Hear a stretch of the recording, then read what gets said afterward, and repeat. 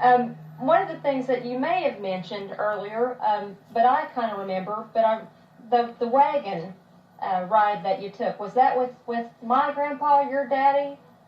Did you take a wagon trip to Johnson City with your dad? Oh, yes, two of them. Two of them. Was he selling something? Yes, him and Grandpa Bryant and some of the neighbors up there, you know, in the fall they'd load up a wagon load of potatoes and onions, and apples and so forth, and bring them to Johnson City and peddle them out door to door. Ah. And then they'd buy their supply of meat and sugar and stuff and take it back home, you know. Well, but I made 2 trips like that with him. First trip, we'd get to the top of the Iron Mountain up there, you know, and they had a campground there, and we'd spend the night there. And the next day, we'd go all the way down to, used to be a big campground there about where Wiseman's store is. Big spring in a campground, we'd spend the night there. And get up at 3 o'clock in the morning to hit Johnson City just about daylight. Yeah. And start peddling our goods. And get them all sold out and head back across the mountain. So it took you about 2.5 days. Yes, to get there and back. And you stayed at campgrounds then? Yes. Well, did you build fires and cook over the fire? Oh, yes. What'd you have to eat when you'd go on a trip like that? Well, mostly fried potatoes and bacon and big old bags of cornbread, all that, you know, cornbread. They used to have a campground in Johnson City. We'd come to a lot, spend a night there. It's down there right across where the Press Chronicle is. Yeah. On that hill. Is it where a cemetery is now? Cemetery is, you know. I know. That's what I was thinking of. That was a campground in Johnson City. We stayed there. So my Uncle Charlie Tipton lived just across the way there. When did he move to Johnson City, Dad? He moved back when he was fairly young. There was a big logging thing going on over in the cove. And he went over there, you know, and got him a job cutting timber and working in sawmills and so forth. And there was a whole lot of northern people over there, and they couldn't find anything to drink around that part of the country. Liquor-wise? Uncle Charlie, now, he gets the idea, well, I know. So he put him a still, and he started making moonshine and selling to these people, making more money than he ever did logging. Timber, you know. Well... But I was going through a funny thing. I was going through an old deed up there, Grandpa Tipton had, you know, and it had something in there about a lien that was taken against the farm to bail Charlie Tipton out of jail in Durham. Oh. And he had to get a loan to go down there to get his son out of jail. Well, let's see here. Going to school, you already mentioned a little bit about going to school. You went to school at the top of Red Hill, and you walked to school, didn't you? Did you have a crush on anybody when you were in school? Oh, yeah, several times. Do you remember who your first crush was? I guess it was Lucy Renbrough. And whatever happened to Lucy? She married, her husband's the one who came over to Dad's and helped do the plumbing over there. She married to old John McIntyre. Well, now I remember you, or I've heard that you were a big prankster when you were in school. Oh, yeah, too much so. Now, I remember a story that you told me about making a dart. Making what? Making a dart. A dart. Oh, yes. Can you tell me that story? Well, my teacher, she was, I loved her, but she was pretty strict, you know. We'd take a sucker stick and put a pin in it and put a cross in it to make a dart. And poor old Estelle Peterson, she was up reading to the class, you know, and the teacher turned her head, and I was going to be funny. I was going to take that dart and hit her book, you know, scared. But my aim was a little off. Instead of hitting the book, I hit Estelle on the shoulder and stuck that dart in her shoulder. And pinned her dress to her shoulder, didn't you? She got the yardstick and she wore it out over me, you know. Were you in the principal's office all the time? Were you in the principal's office all the time? No, not too much. I guess about the closest I ever come to being in his office was, she kept us in once, and our principal was, what was his name? He walked on a cane all the time, but friend Floyd Bird was in the room, and he was walking up the way, and I had a whole piece of chalk, and I threw that piece of chalk and hit that poor old guy. Just a few minutes, whatever, the book, you want to that cane coming up the step. Okay, up. So you beamed him with it. So he gave us a pretty good whipping with his cane. Whoa. Anita said that you did something to poor little Faye. Oh, yes. Faye always wore her in a big long pigtail, you know, and she was out there, and I reached through the window and took the scissors and cut part of her pigtail off, and she cried and cried. You're a booger. Okay, let's see. Oh, something that I want you to do, and Carol too, as a matter of fact, but there's a different story. When I was little, I remember you telling me stories all the time, and I remember the one about my big toe, and the other one was about a black cat. And I was wondering if you could tell me those two stories. Oh, which one do you want first? Either one. My big toe? Yeah. Well, this old man and old woman, they was out in the garden digging potatoes. And she dug up something that wasn't a potato, it was all hairy like. And her husband said, that looks like that's me. Take it in the house and get the hair off and put it in the pot and cook it. Uh-huh. So she did, and they was sitting there eating, and they heard this voice in the chimney saying, I want my big toe. I want my big toe.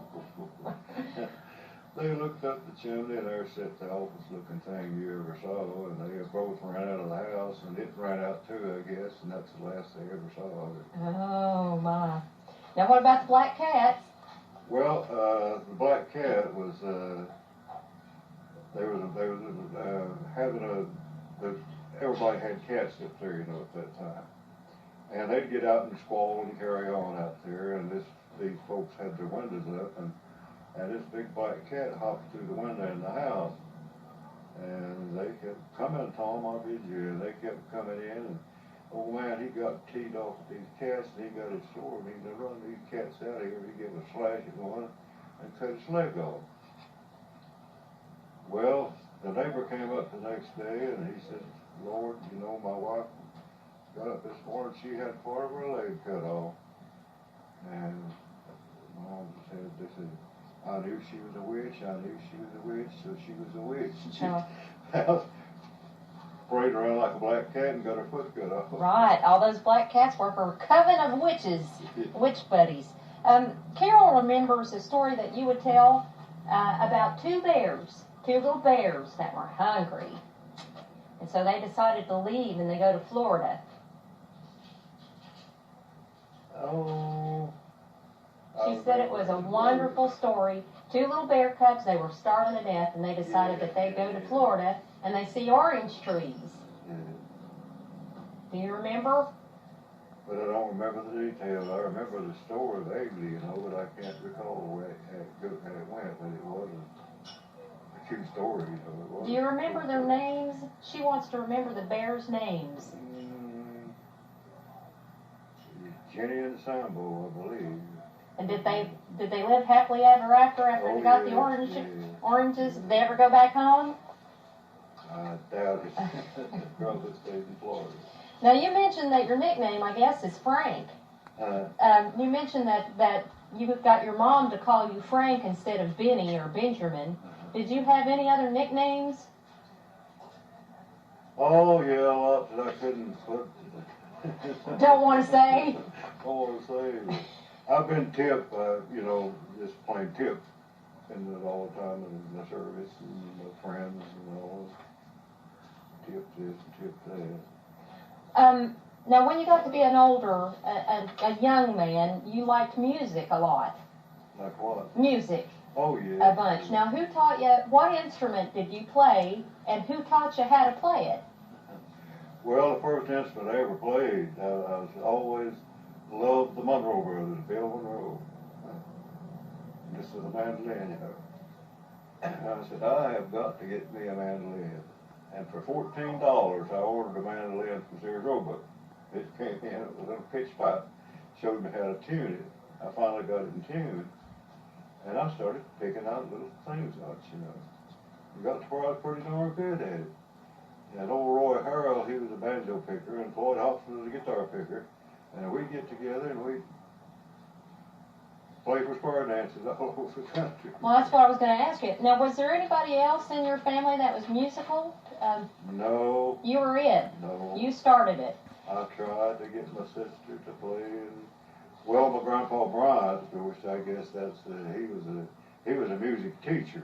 You know, he taught music. He could take put it on a blackboard, you know, and tell exactly what this note is and how to do it, you know, and so forth. Teach people to read in their hymn book, you know, from the music. And he had one of these old pump organs, you know, that I loved, and he could play it, you know, good. And he was teaching me how to, you know, do this, that, and the other. And I said, he was playing, I'll never forget the tune he was playing, was Old Rugged Cross. I said, Grandpa, I believe I can play that. I said, I played every bit of it. Well, good for you. So you've got an ear for it. Honey, you've got to learn to read music. My grandpa says, she said, Sid, sit down. He can play the darn thing better than you can. He don't have to look at the music. Were you going to ask him? Yeah, has any of your music been recorded?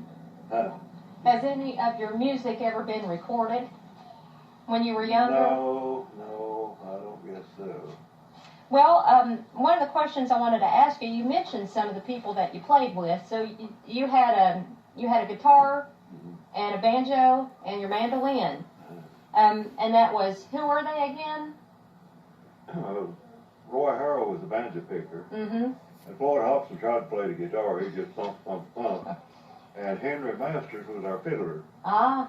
And we got together and done pretty good. And we was up at Bristol on the stage several times with our little group, you know. Now, you would have been in Bristol then around the time. Who was out there playing in Bristol when you were playing in Bristol, Dad? Were there people like A.P. Carter and folks like that playing in Bristol about the same time you were, or? Well, yes, but where I got acquainted with, I got to go down to the WNOX midday Virgo around Knoxville, you know, with my mandolin. In fact, I stood in for Red Rector. He was out, you know, and I got to do a mandolin with his group there once down there. And I got acquainted with about all the guys, you know, Grandpa Archie Campbell, and several of them, you know.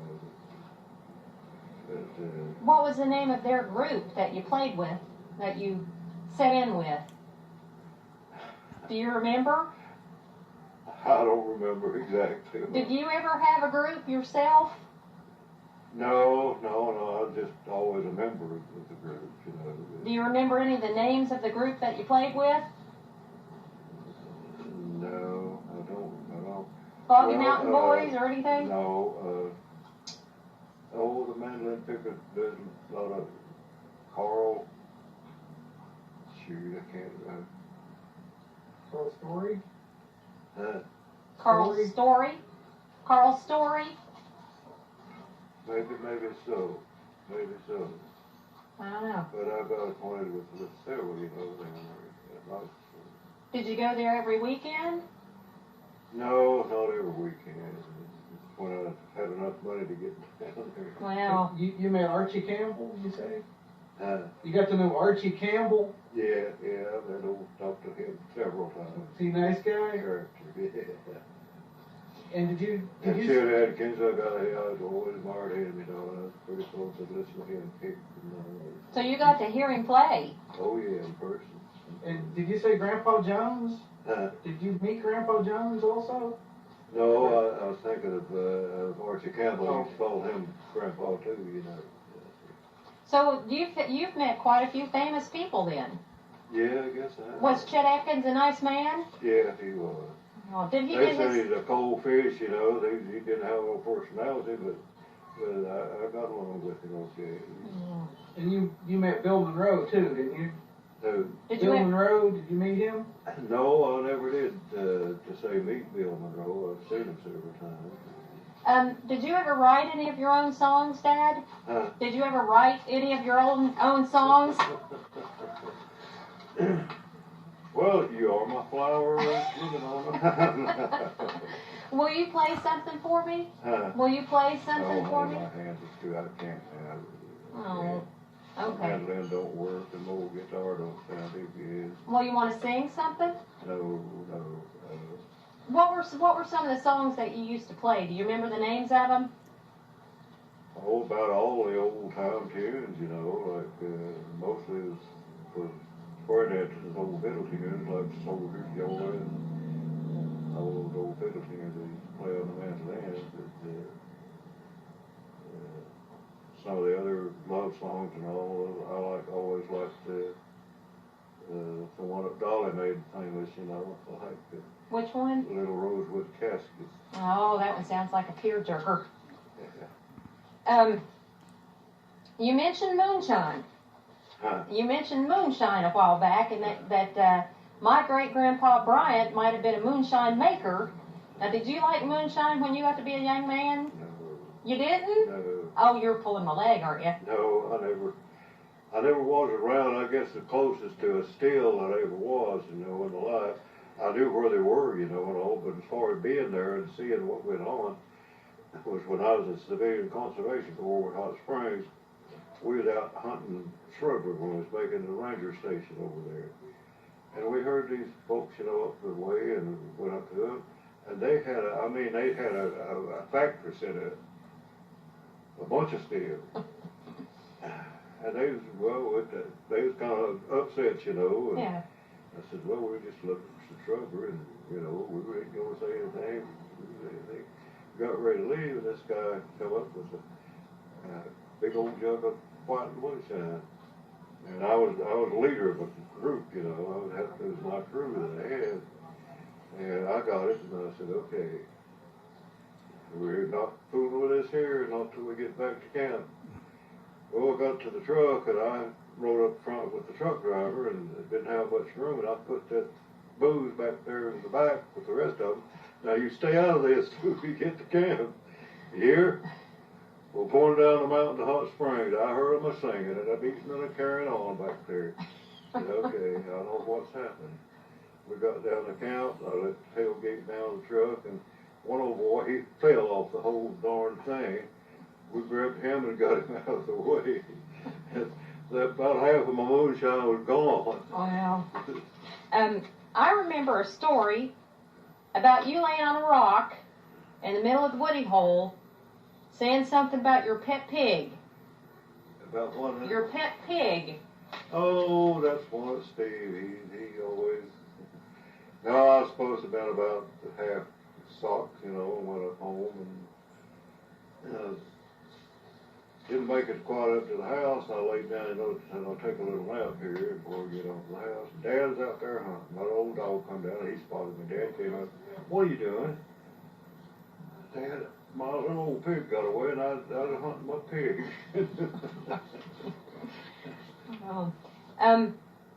You did some hoboing. Did you do any hoboing? Oh, yeah. How old were you when you did that? I guess that was, I was probably 18 or 17 or 18 years old. Tell me about that. Where did you go, and did you go with somebody? Yeah, me and Floyd Hobson. We went up to West Virginia and got us a job cutting timber, cutting oak timber to make barrel staves out of. And it was hard work, my Lord, and old Jeter McCurry working for him, he wasn't paying us nothing. But we finally got enough to head out, and we walked downtown and got us a bus ticket for a little ways. We had to get off, and I said, we'll hitchhike on that. So we were walking down old Route 11 and going up the mountain the other side of Christiansburg, and the railroad right up there, you know. Saw this old jugger going on. I said, by gosh, there's the way home. So we waded the river, and the time we got up there, we just moved it. We hopped on the train and got up to the top of the mountain, and they stopped to get water, and I got off, you know, and I was talking to them, they wanted a brakeman, and said, no, we're going to Bluefield, but there'll be a train by here in a few minutes for water going to Bristol and Johnson City. So we were starved to death, and we looked up on the porch, and there's this black couple up there, an old lady and an old man. they're sitting out there eating cantaloupes. And I think they had 15 cents or so. And I said, mister, would you sell one of them for 15 cents? No, I won't sell it for nothing. Here. So he gave us some cantaloupe, and we ate it. Pretty soon our train come by. They stopped to get water. We found a place to get on the train. And hid on it till we got to Bristol, and got off in Bristol. And well, it's a long walk from here to home in Johnson City. This black guy that was riding with said, you don't have to walk. There'll be a passenger train by here in a few minutes, and you ride the blinds. What are you talking about? Well, you just jump up on the back of the cab, you know, and get behind those curtains, and they won't see you, and stop Johnson City, hop off. So we did that. Rode the blinds. Got to Johnson City and started walking up the cove, and lucky old Don Street come along and recognized it. He stopped us, took us home. Wow, that was a big journey. Where were you? What came first in your life, Dad? Did the CCC come first, or did World War II? No, I first went to the old Civilian Conservation Corps when I was 17 years old. And I went over to Otto, North Carolina, was my first encampment. And they was looking for volunteers to go to California or the West Coast, and I'd love to do that. So I shipped out from there, and I went to Timber, Oregon. Loved it out there, you know, and I stayed 6 months, and I said, well, I think I ought to get out and go home. So I got out and went home and stayed out about 6 months, and I went back in the CCC. I went to Hot Springs then, and I stayed over there until after the war was getting ready to go, you know, and I was ready to go in the service, and I got out. It wasn't out too long until I went to Marine Corps. Well, what did you build in the CCC, Dad? What did it do exactly? What was the civilian? Well, the one I was in over there at Hot Springs was a carpenter group, and we built houses. We worked on warehouses and dwelling for the Rangers and so forth around Hot Springs. And out in Oregon, about all we did out there was saw wood and cut wood and all that stuff. Worked in the rain. I think they're wanting to go, so we'll take a bit. Well, we're going to try this. We may get interrupted here in a minute. Okay, let's see here, Dad. Where were you when Pearl Harbor was bombed? I was down at Gus Harrell's on a Sunday afternoon. We was on the bridge over there playing, you know, and so on and so forth. And Gus was a news hound. He had the radio going. He come out and yelled and told us, the Japs are dropping bombs on Pearl Harbor. Where in the heck Pearl Harbor? I've never heard of it, no. He said it's over in right pretty close by. Pearl Harbor is in Hawaii. The Japanese had sunk a bunch of ships, and they were bombing the whiz out of the place down there. You guys can count your days. You'll be going before long. You know that, don't you? Yeah, kind of looking forward to going. Yeah. Now, when they after they bombed, you realized that you'd probably have to be going into the military. Now, were you signed up beforehand, or did you sign up after that? Well, that happened, you know, and I was, we had to come to the draft, you know, when I hit 21. And I went and told Mom and Dad, you know, I said, I'm not going to fool around here and wait and be drafted in the darn Army. I want to go in the Marine Corps. No, you're not going till you have to. And Bill Peterson, Smith Hobson, they was about the same age, and they was due to be drafted at the same time I would have been in October that year. I fought it out until my 21st birthday, and that's when I bombed a ride to Johnson City and got in line to get in the Marine Corps. But prior to this, I'd been over there visiting the Marine office, you know, before, and I got acquainted with this old gunnery sergeant, Marine. And I was in line with Bill Runyon, you know, he kind of talked me into the Navy, and there was a line to the Navy all the way from the post office halfway down the street. So I was in line in that Navy line. This old gunny came down and spotted me. What are you doing over here? My friend kind of talked me into the Navy. He said, come on with me. You want to get in the man's outfit, don't you? I said, yes, I do. Let's go up in the office. So he took me up in the office. I was the only darn one, you know, that was interested in the Marine Corps, I guess. He looked at my teeth and looked at my throat. And he said, I want to send you over to old Doc Campbell for a minute and let him look you over. And so I went across the street and old Dr. Campbell said, he looks fine, you know. So I went back and Sarge had me a meal ticket made for my supper that night, and a room for the night, and a train ticket to Nashville the next day. So nobody was there to see you go? Nobody's there to see you go. Oh, no. What did Grandma think when you got in touch with her down in Nashville? Did you get in touch with her when you were in Nashville? Well, she didn't hear from me until I was in boot camp down to Paris Island, you know. Yeah, that's what I was going to ask you next. And so you were stationed at Camp Paris Island. Went through boot camp at Paris Island. And then where was the first place that you were stationed at? Well, after we finished that part of the rifle range, they moved the rifle range at that time to Camp Lejeune in North Carolina. And I'd made a good score, you know, in the whole thing. And so when I fired up there at Camp Lejeune, I made good on the firing range. And the old coach, he took a liking to me, you know, and I said, you must be from Tennessee. I said, no, close by from North Carolina. I said, well, I thought I had another Sergeant York. He said, would you like to be a coach on the range? And I said, oh, Lord, yes, I'd love it. But in the meantime, they shipped back to Paris Island, the rifle range, you know. And I had nowhere to go. They put me in a casual company. But you're waiting for an assignment, you know, or something else. Nothing to do, but I started going over to the galley and volunteered to do a lot of KP duty over to mess cooking, we called it, at the galley. And the guy told me, he said, why don't you get over here and start snapping for a cook? And I said, okay. So I did. And he said, we're going to start you now as an assistant cook, and that carries a PFC rating. Okay. So I did, and in less than a month, now he made me a field cook, which carried a corporal's rating. But in the meantime, when all this went on, you know, Bill and Smith, they, of course, got drafted into the Army. And Bill was killed as soon as he hit New Guinea, Bill Peterson was.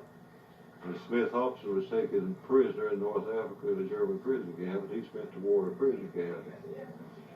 And I was still in Camp Lejeune, North Carolina, you know. Going home with every once in a while. And I got to the point I was ashamed to go home, you know, with Bill and me still in the States. And poor Ada Hobson, she was What's that? no thank you. She was Smith's mother. You guys can go outside if you want to, Dad. And she said, well, the reason Frank had to go overseas is because old Lone voted for old Roosevelt. Oh, and got that going. Oh. But you ended up in the South Pacific, didn't you? Yes.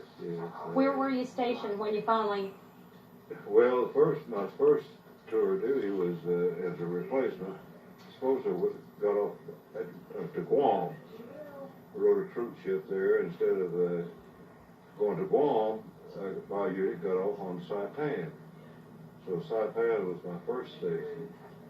I stayed on Saipan for a good while until I guess my next tour of duty was when I went up to Okinawa. And they put us on a ship, you know, we're heading for Okinawa. And I'll never forget, I was on board ship when FDR died, you know. Harry Truman took over. Oh, Lord. What did that make you feel like when you found out that Franklin had died? What did it make you feel like when Franklin had died? It felt terrible. Well, did it scare everybody to death? But Truman, you know, he had a hothead, and I said, Lord, I don't know what this guy's going to get us into. Well.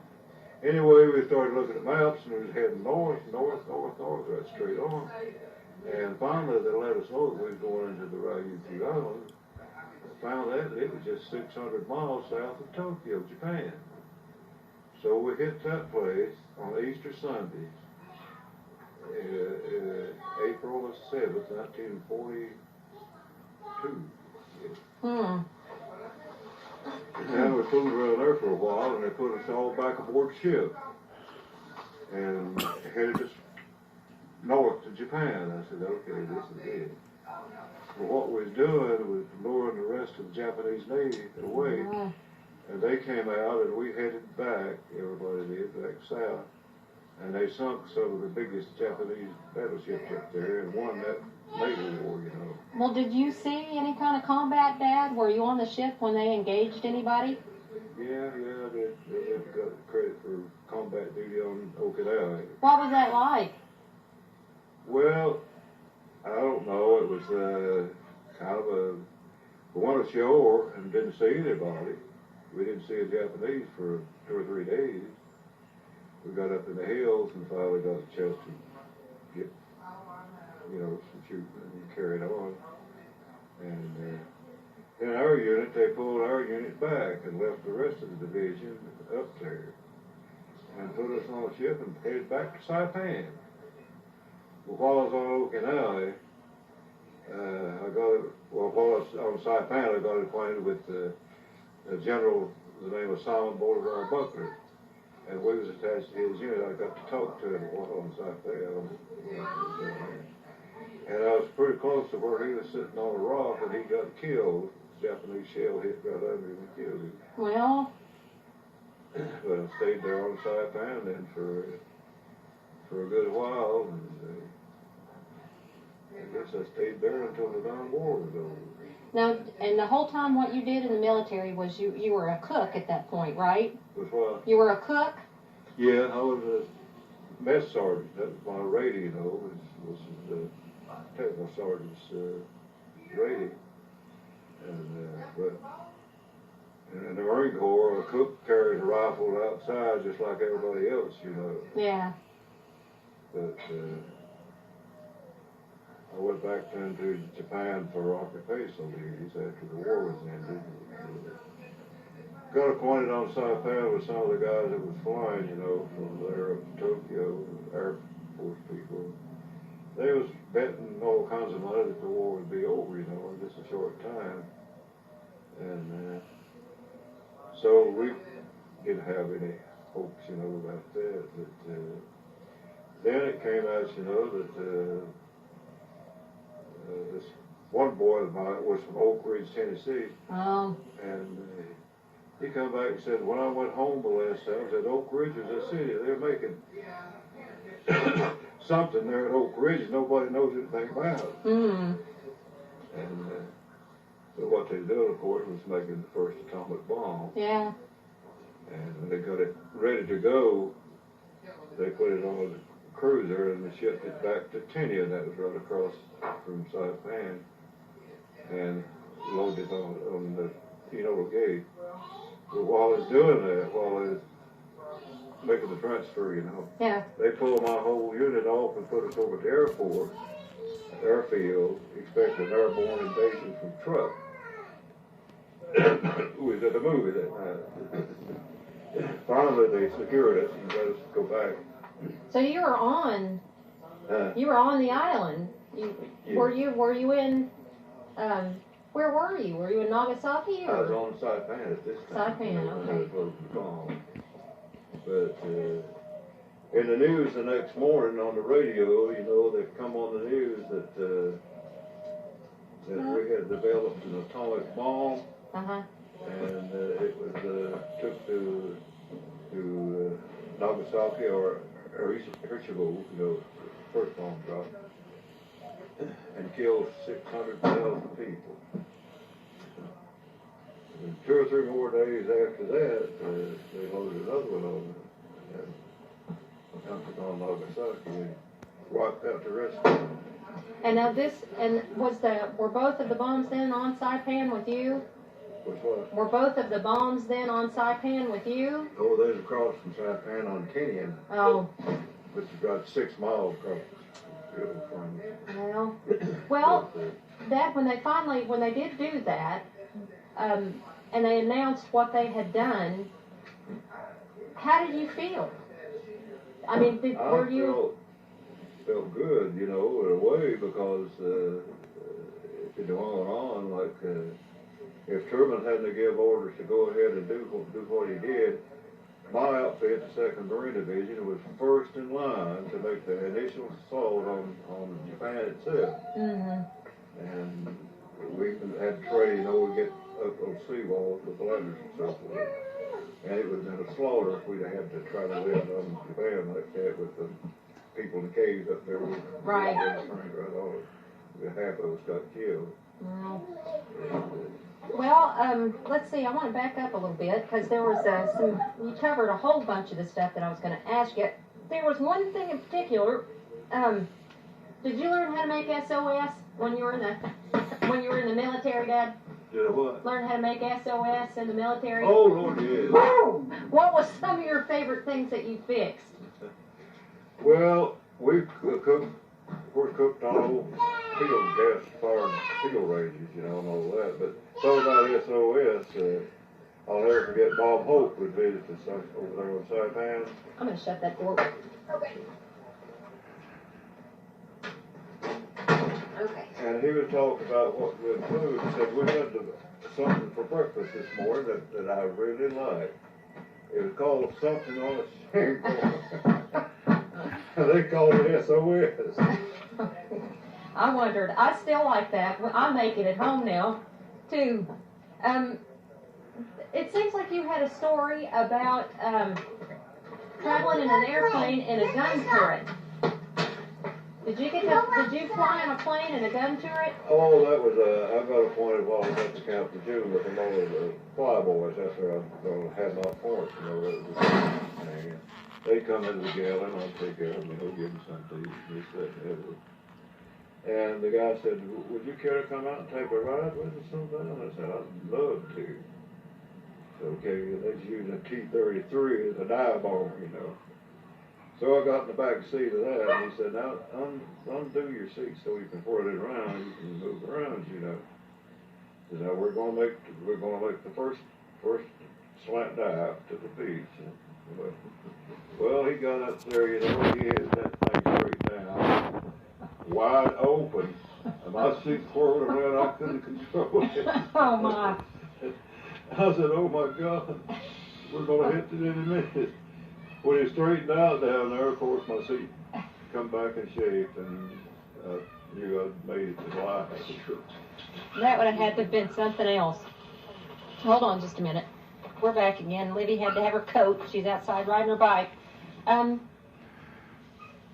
day that the war ended, after they had bombed Nagasaki and Hiroshima, or however you pronounce it, how long was it? Was it the next day when they surrendered? It wasn't too long, not over a week or two, till the Japanese agreed to sign an unconditional surrender, you know, on the battleship. But when we first got the notice, you know, we had on Saipan, there's an old guy out there doing guard duty with a machine gun on his back.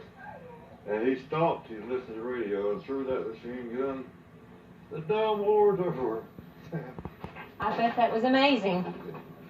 Japan for occupation, duty. Well, now, I remember you telling me that you actually went to both cities.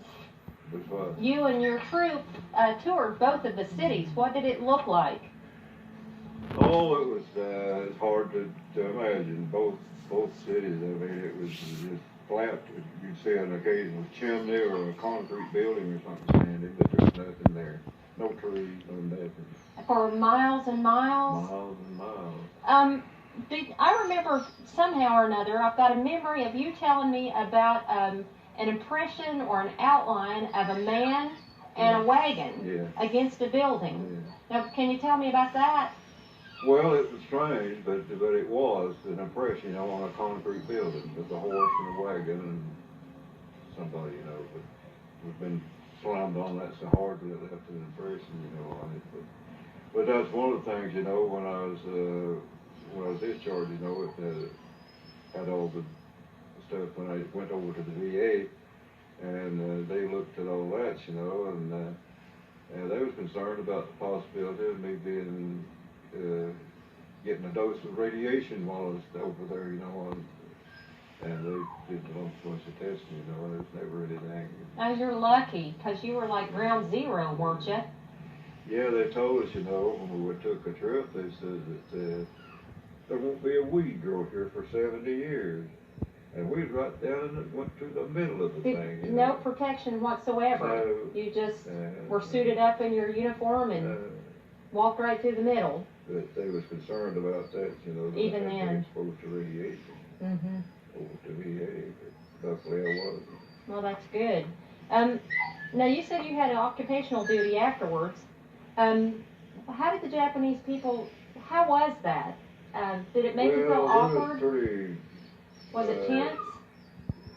Scared, you might say, when we first hit Nagasaki, unloaded and line, getting assigned to the different places that we'd be and so forth. And we hadn't been in line but a very short time, but here come these little Japanese kids. Of course, we had candy, and we gave them candy, and we had our little phrase books out, trying to talk to them, so we try to interpret, to Japanese, English to Japanese and so forth. But we got along swell with them, but we never had any incidents of any kind, Did you make any acquaintances with the Japanese people? Oh, yes. Do you remember anybody that you met? Yes. What were their names? Do you remember? No, I don't remember the names really, but I got acquainted with several girls really. And I got acquainted with this guy, he came by and he had a bunch of watches on his hands, and I was trying to say, hatatai, no das. He said, look, if you'll knock this off and speak English, I might sell you a watch. It's like to fell over. Well. I said, well, where are you? And he was a graduate of UCLA in California. He was an engineer. And spoke better English than I did, really. How long were you in Japan then afterwards, Dad? How long were you in Japan afterwards? In Japan afterwards? Yeah. Well, we was there from then until, Lordy, 41, 42, 43, 44, 45, I guess. And I was transferred into the 5th Division, the 2nd Division, and we got aboard the ship to head back to the United States. And we were supposed to have paraded in the Rose Bowl, and they had the Rose Bowl, but instead of that, they took the northern route, and we run into some of the most god-awful storms up there in the world. And we didn't get back to San Diego until the Rose Bowl was already over. Well, what was it like when you came back to, I guess you didn't have the same kind of welcome home because you were in Japan then after the war was over with. Did you go straight home to North Carolina? What was it like when you came back home? Well, when the ship first pulled up to San Diego, everybody was, giving us a thing, and they started throwing milk up on the ship. We hadn't had milk, in ages. That's the first carton of milk I'd ever seen. But they was throwing cartons of milk up on the ship. Well, now when you got back home to North Carolina, though, what was that like? Well, from there, went up to Camp Pendleton and stayed up there for, I guess, a couple of months. And I had enough points to qualify for mustering out, And then I got on a troop train, rode from there back to Camp Lejeune, North Carolina. And I wasn't there too long until I got mustered out and headed for home. Well, I bet. What was Grandma like when you saw her? Oh, Lord. Was it amazing? Yeah, it was. crying and hugging and, well, I guess you were the only person in the family that saw any kind of tour of duty, weren't you? Yeah. Well, I bet my they little were. sister Peg, she was 3 years old, so she was there when What'd you think about that the first time you saw her? Well, I guess you knew, though, didn't you? Yeah, I knew about it. I was on a side pad when she was born. Wow, that's pretty neat. Let's see here. Well, I'll try to wrap this up for you because I know this is taking a while. TVA. Had you met Mother by the time you started TVA? Were you married already when you started working for TVA? Yes. Well, let's start with married first. I want to try to keep this kind of in chronological order. Well, let me ask you this. Do you ever want to go back to Japan and maybe look up some of the people that you met? Oh, I'd like to. I'd like to take a trip back to Japan, really. It's a beautiful place, isn't it? Was Saipan beautiful, too? Yeah. Some of the things that you brought back with you, Dad. I remember you had a bayonet, and you had 2 beautiful kimonos. Yeah. Were there any other things that you brought back? I don't know whatever happened to the kimonos. I gave them to your mother. I think they finally fell apart. I don't know whatever happened to them, but no, I've still got my old samurai. Do you? Yeah. Was it an actual samurai sword? Yeah, it was a regular family, heirloom. Well, do you know anything about the history behind it? No, I don't know the history, but when we got ready to come home, we'd confiscated all the weapons, And they had a big armory, like rifles and swords and all that stuff. And I got me a Japanese sniper rifle, and I got my samurai, and I carried them on my back all the way home, really. And you had a flag, too, didn't you? What? Did you have a flag? Yeah, I had a couple of Japanese flags. Yeah, I remember that. Yeah, I remember that. Now, when you met Mama, that was after you came back from the war. Can you tell me about when you met Mom and how you met her? Well, that's Floyd Tipton. Floyd was a dating Willie. Uh-huh. And he would tell me about all this, so he said, why don't you go down now? You don't see to meet a gal down there. And I went with him down there once, and I met your mother. And we had a good time, and I went back, and I started going back pretty regular. She's still in high school, I started going back pretty regular. We started dating pretty steady, going out and this, that, and the other. And fell for each other, I reckon. But we got married,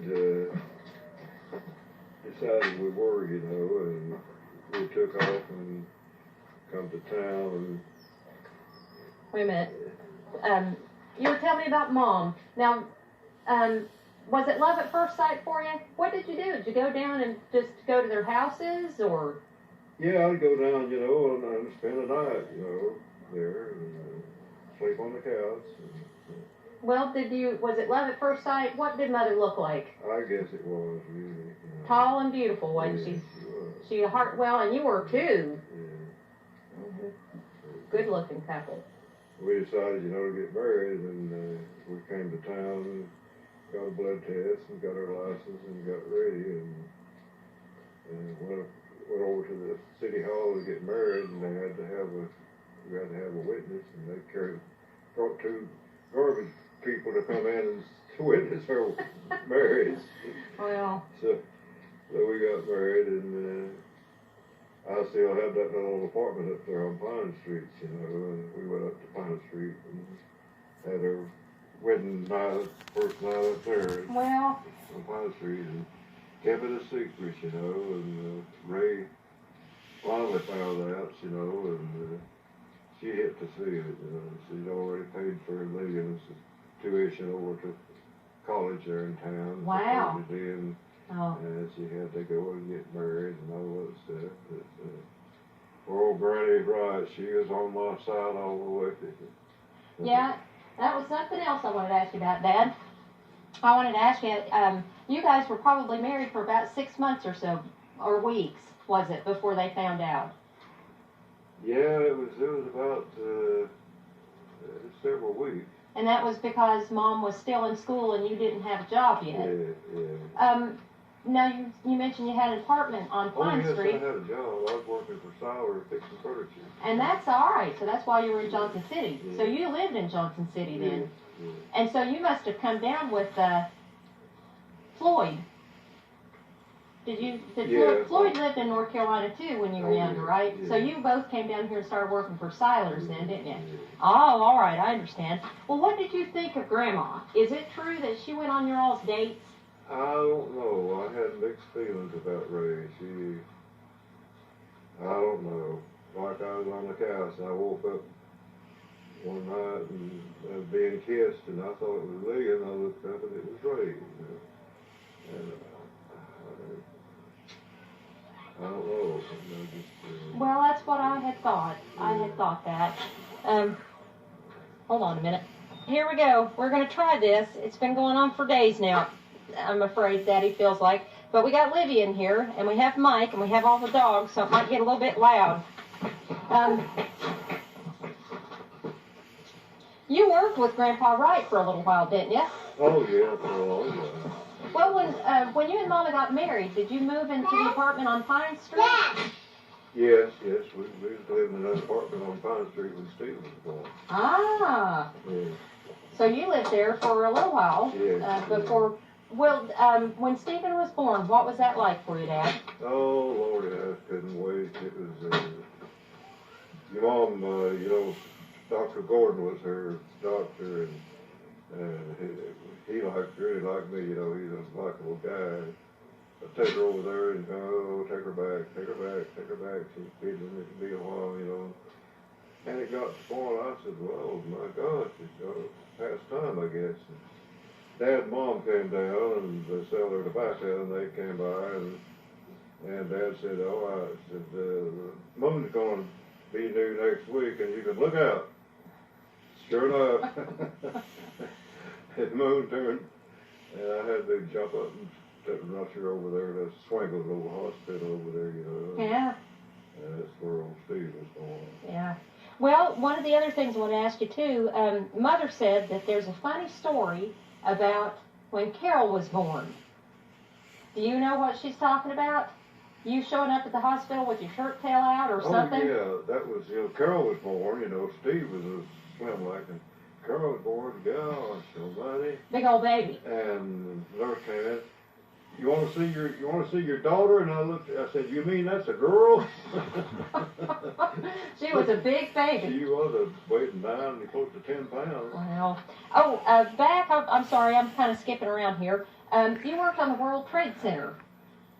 You worked on the World Trade Center. On the World Trade Center. Can you tell me a little about that?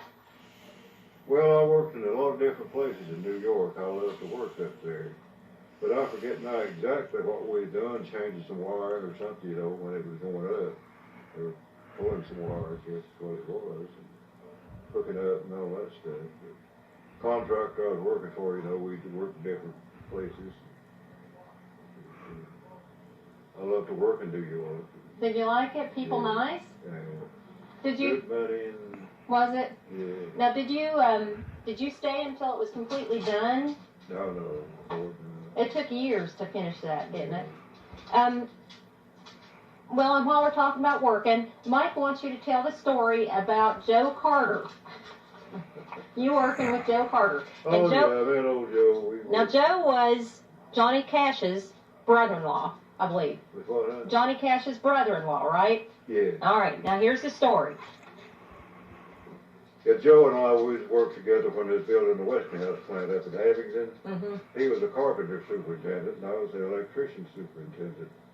And we got to be pretty good buddies, and he didn't have too much use for Johnny Cash at the time, he said, but I don't know, we got to be pretty good friends.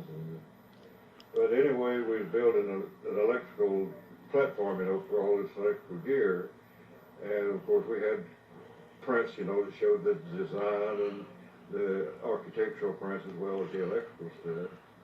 And Joe got ready for me, he said, and he came over and I sent Lynn Gibson, who's one of my foremen, to give him the prints so that all to go over there and look it over.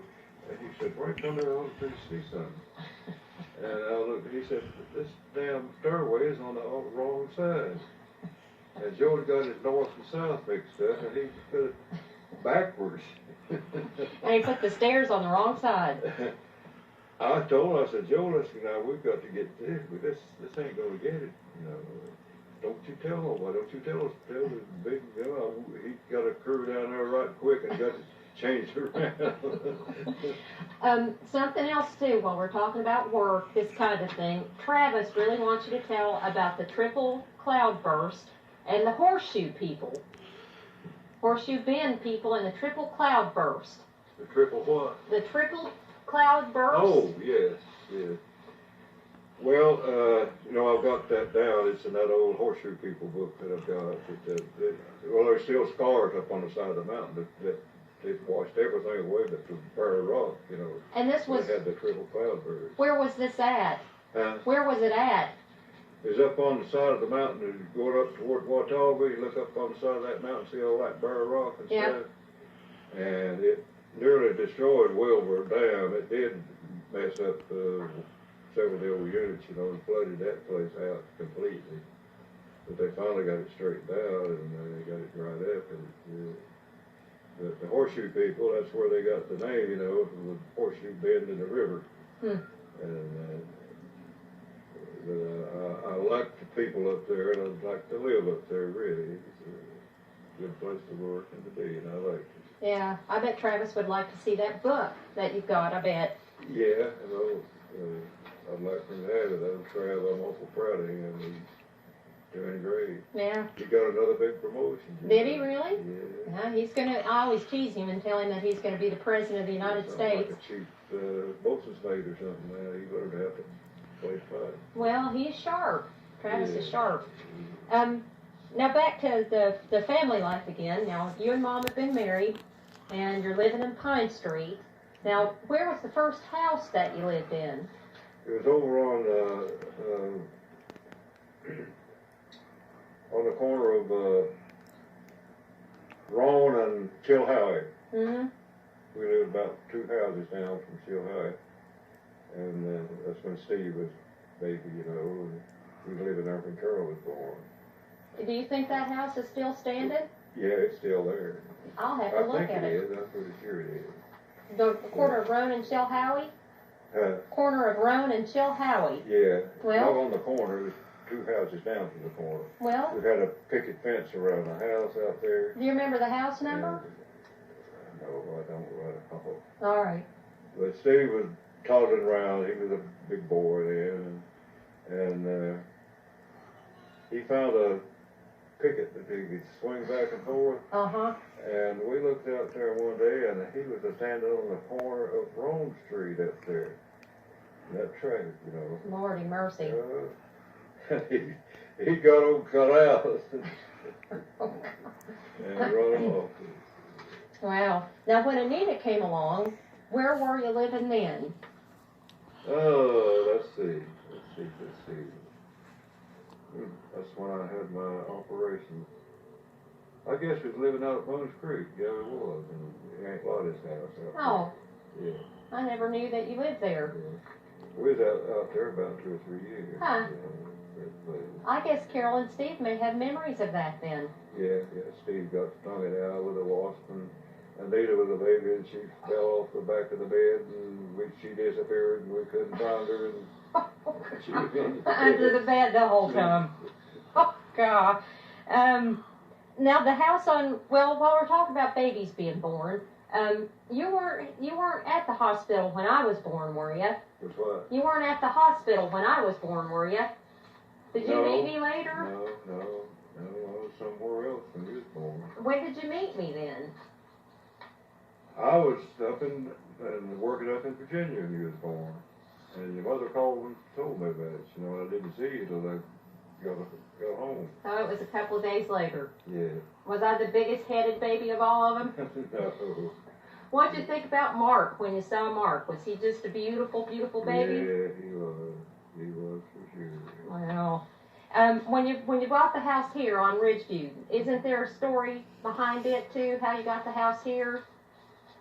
Well, we've been renting all this time, you know, and looking for a place, and Bruce Masters, you know, he lived across the street there, and he came out to see me one day, and he said, I lost my job, and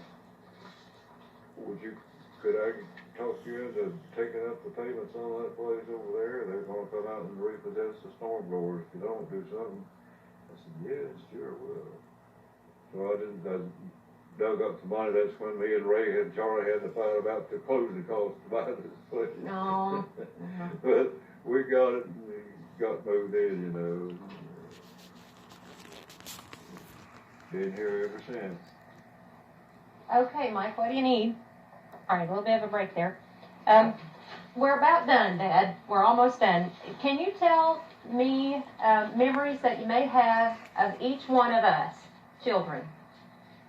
Yeah, I sure do, especially with you. I'll never forget you hobbling across the street with blood coming out of your feet, and we were holding you down up there to try to get you cleaned up and took you to the doctor, and they worked on you to get all the stuff out of your feet. Yeah, that was terrible. I remember that. Mark, of course, he fell down the steps. We found him unconscious down there. I thought he'd had some sort of a brain injury, and took him, and he didn't. He just knocked himself out when he fell off the steps. Oh, Lord. What about Anita and Carol and Steve? What memories? Well, you told me about Stephen and told me about Anita being under the bed. What about Carol? Well, Carol was, she was the little lady of the whole group, you know. She was a good girl, you know, pretty and dancing and all that. Well, who was She was kind of jealous, you know, of Steve, was basically, yeah, there's the little lady, here's the little lady. Who was the biggest booger out of all your children? The biggest what? Booger. I call Olivia Hootenanny. Who was your biggest Hootenanny out of everybody? I guess Anita was, really. She was more like a boy than she was a girl.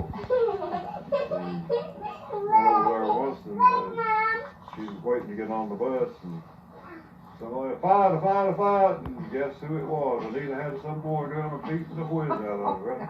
Get on the bus. Let's see. And you, I mean, they put you and Andrew off the bus, I think, one day, or what's his name? Oh, yeah, they did, didn't they? Yeah, I was a booger, too. Oh, well, enough about all of that. What about your grandchildren?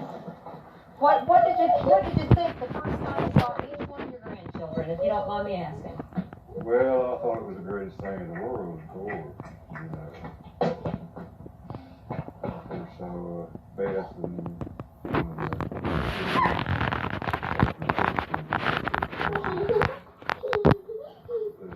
he's another chip off the old block. He's a big Steve. You know, nobody knows where he's at. They did say that Sandy said that they found out where he's at and where he's working because he's behind the board and they run it down that quick. Well, what do you remember about when Travis came along? Oh, that was something else. He was a pretty baby too. Yeah, he was. And were you at the hospital? You were at the hospital did you stay there the whole time when Carol had Travis? I think so. And then Laura and Myra came along. What'd you think about that? Yeah. I was scared, really, you know, Carol having twins, and your mother, she'd been having dreams about seeing the coffin with two white roses. Oh my goodness. Well, what'd you think about now wait just a minute, Leah. What'd you think about old Olivia Liza when she came around? Here, stick your head in the camera here, Leah. Well, she has always been the cutest thing.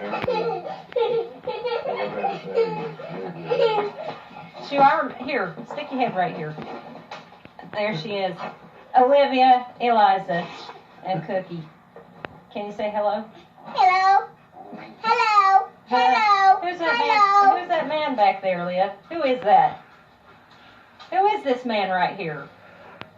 Is that your Grandpa Frank? There she went. Well, we're about done. The only thing that I want to ask you, is there anything that you want to tell us or anything that you want to, parting comment that you want to make? No, I guess not. But I'm just thankful, you know, that I have love the kids, and we're all healthy and in good shape, and I've got lots to be thankful for. We sure love you, Dad. I wish that we could have more time together. Yeah, It's just